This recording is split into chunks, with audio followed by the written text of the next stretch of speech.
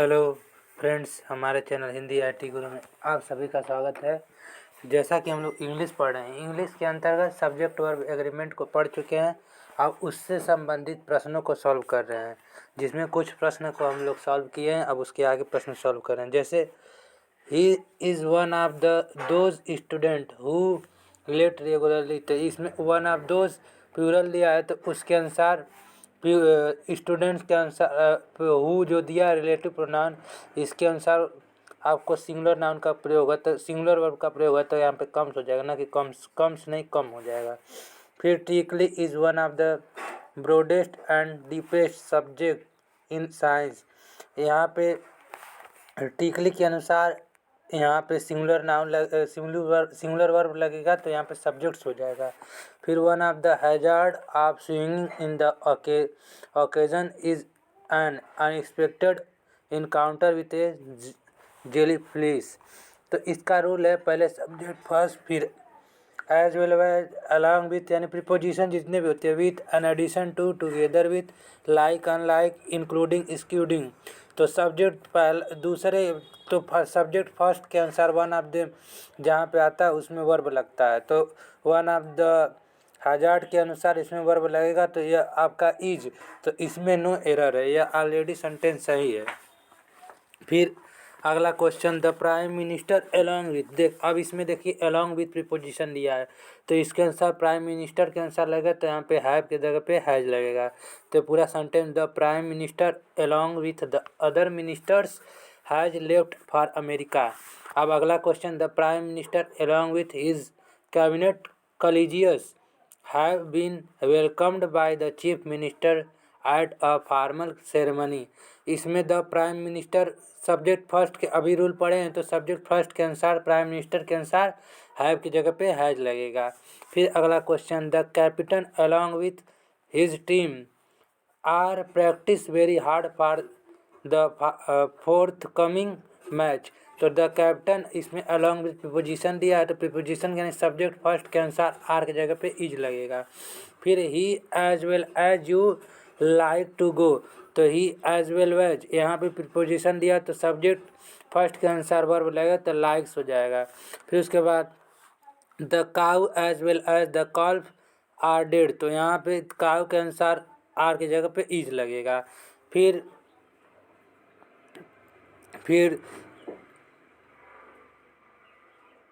Cleopatra, along with her routine of selves, are sailing down the Niles।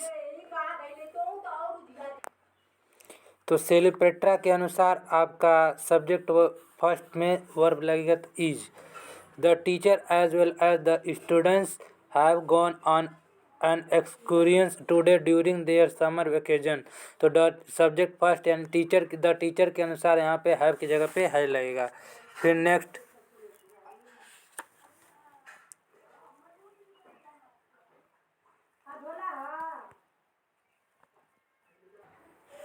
फिर अगला question, the commander of the ship as well as crew are catch by the स्ट्रूम।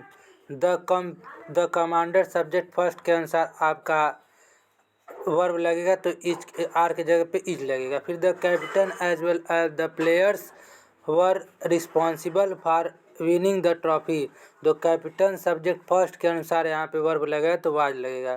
फिर my brother along with his friends are going in a tour, तो my brother के अनुसार पे are की जगह पे इज लगेगा। फिर the manager along with his colleagues are preparing for the annual report to be submitted at the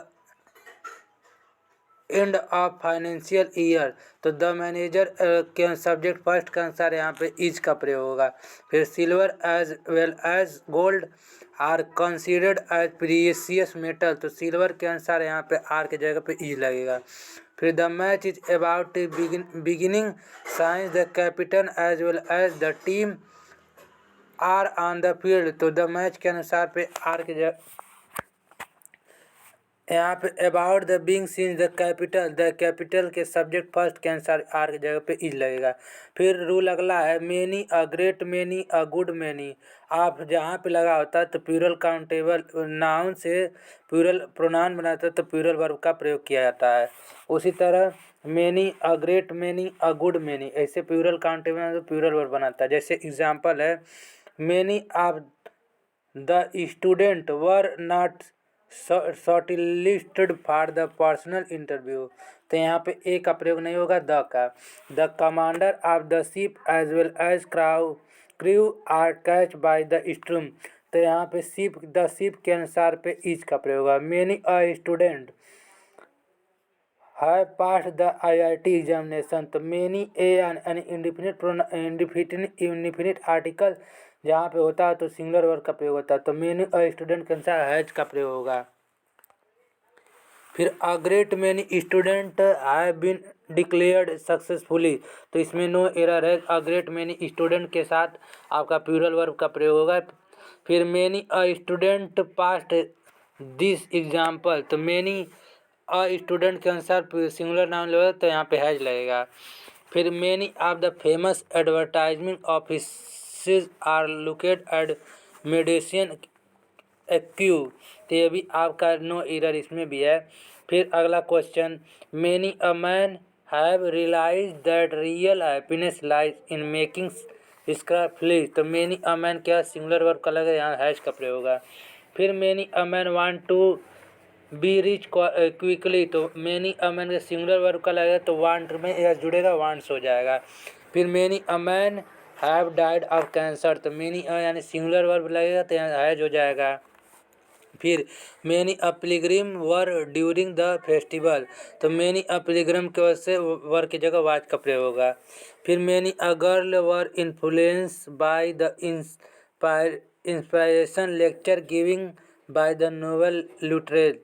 तो मेनी अ सिंगुलर वर्ब के अनुसार यहाँ वर की जगह पे वाज का प्रयोग होगा। फिर many a person are unable of distinguish right for marring. तो मेनी अ यहाँ सिंगुलर वर्ब लगेगा तो इज का प्रयोग होगा।